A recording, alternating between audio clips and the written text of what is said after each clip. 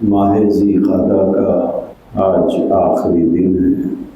کل سے انشاءاللہ ماہ ذی الحجہ کا آغاز ہوگا۔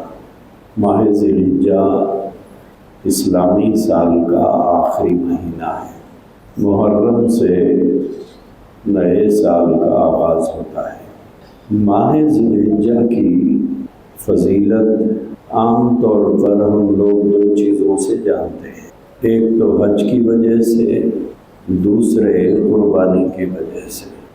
اللہ تبارک و تعالیٰ نے ماہ ذی الحجہ کے پہلے 10 دنوں کی بڑی فضیلت بیان کی ہے، اس کو عام طور پر لوگ نہیں جانتے ہیں۔ قرآن کریم میں اللہ تبارک و تعالیٰ نے فرمایا والفجر ولیال عشر، 10 دنوں کی اللہ تبارک و تعالیٰ نے قسم کھائی ہے، 10 راتوں کی۔ مفسرین نے وہ 10 راتوں سے مراد ذی الحجہ کے مہینے کے ابتدا کے 10 دن ہیں۔ ان 10 دنوں کی فضیلت اللہ کے نبی علیہ السلام نے یہ بیان فرمائی ہے کہ ان 10 دنوں میں، سال بھر کے دنوں میں سب سے افضل دن ذی الحجہ کے ابتدا کے 10 دن ہیں، اور ان دنوں میں کیا جانے والا عمل سال بھر کے کسی بھی دنوں میں کیے جانے والے دنوں کا کاموں سے افضل ہے۔ صحابہ اکرام رضوان اللہ تعالی علیہم اجمعین نے پوچھا یا رسول اللہ صلی اللہ علیہ وسلم، کیا جہاد سے بھی افضل ہے؟ ان دنوں میں جو نیک عمل کیے جاتے ہیں، اللہ کے نبی نے فرمایا اور کوئی عمل اس کے مساوی نہیں ہو سکتا، اس کے برابر نہیں ہو سکتا۔ تو صحابہ نے پوچھا یا رسول اللہ صلی اللہ علیہ وسلم، کیا ان دنوں میں کیے جانے والے نیک اعمال کا ثواب جہاد سے بھی زیادہ ہے؟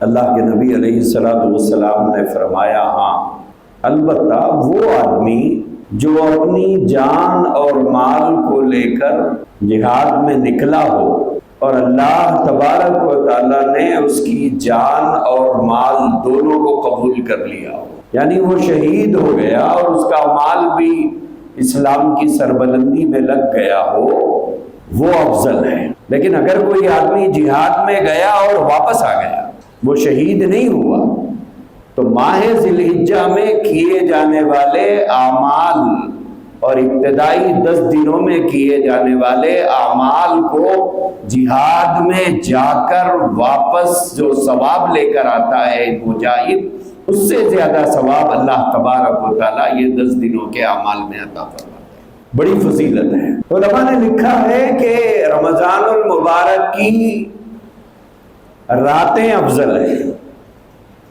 آخری عشرے کی جو راتیں ہیں، جسے آخری 10 دن کی جو راتیں ہیں، وہ راتیں افضل ہیں، اور ذی الحجہ کے دن افضل ہیں۔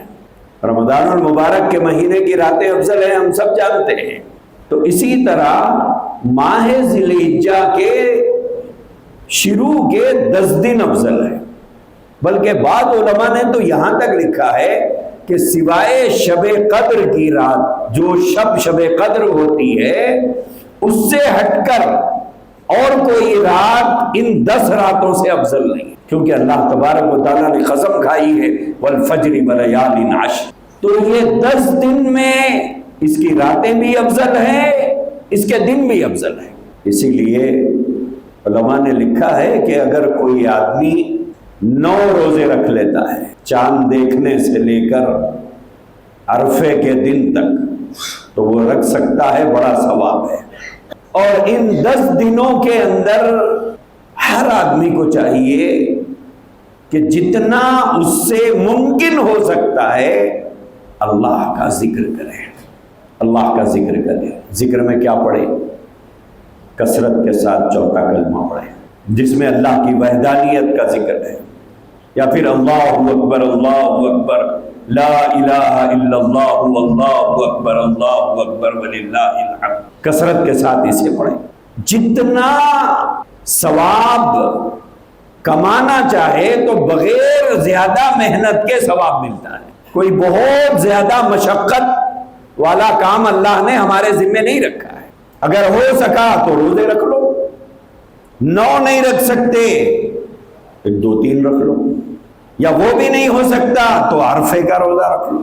اب لوگ پوچھتے ہیں کہ صاحب حاجیوں کا عرفہ اور ہمارا عرفہ ایک دن کے فرق سے ہوتا ہے، کیا کریں؟ چاند وہاں نظر آ چکا ہے، ہمارے پاس نظر نہیں آیا۔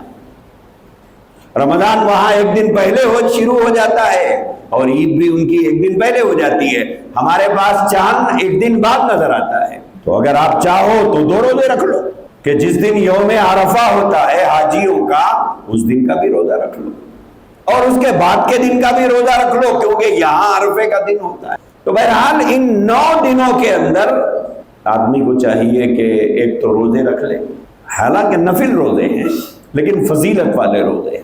البتہ عرفے کے روزے کے دن کے سلسلے میں اللہ کے نبی صلی اللہ علیہ وسلم نے فرمایا کہ اس روزے کی وجہ سے 1 سال پہلے کے 1 سال بعد کے 1 سال پہلے کے 1 سال بعد کے گناہ معاف ہوتے ہیں۔ بہت فضیلت والا روزہ ہے، لیکن یہ روزہ یہاں کے عرفے کے دن رکھے۔ اگر ایک دن پہلے بھی رکھنا چاہتے ہیں تو وہ بھی رکھیں، یہ بھی رکھیں، کیونکہ ہمارا عرفہ وقوف عرفہ کا جو دن ہے اس سے الگ ہوتا ہے، لہذا اس دن بھی رکھ لیجئے، ایک دن بعد میں بھی رکھ لیجئے، دونوں کی بھی گنجائش ہے۔ جتنا ممکن ہو سکے ان دنوں میں، ان 9 دنوں میں روزہ رکھنے کی کوشش کرنا۔ دوسری چیز یہ ہے کہ تہلیل و تسبیح دونوں چیزیں، تہلیل و تحمید، یہ دونوں چیزیں کہ اللہ اکبر لا الہ الا اللہ واللہ اکبر وللہ الحمد، سبھی کو یاد ہے، ہر سال پڑھتے ہیں۔ تو یہ چلتے پھرتے آدمی پڑھتے رہے، جب یاد آیا پڑھے، جس وقت یاد آیا پڑھے، جب موقع رہا پڑھے۔ تو یہ 2 کام ہیں، ایک تو روزے رکھنا، دوسرا تحلیل اور تحمید بیان کرنا، تیسرا جتنا ممکن ہو سکے کار ثواب کرنا، اچھے کام کرنا، ہو سکا تو رات کو کچھ دیر اللہ کی عبادت کرنا، کیونکہ بطور خاص اللہ نے ان راتوں کی قسم کھائی، اس سے اس کی اہمیت اور اس کی فضیلت سمجھ میں آتی۔ تو یہ 3 باتوں کا لحاظ رکھیے کہ تسبیح پڑھنا، روزے رکھنا، اور جتنے اچھے کام ہو سکتے ہیں وہ اچھے کام جس سے ثواب حاصل ہوتا ہو وہ کام کرنا، اور ہو سکتا ہو تو راتوں کے وقت میں کچھ دیر عبادت کرنا۔ تو یہ 4 کام کرنا ہے۔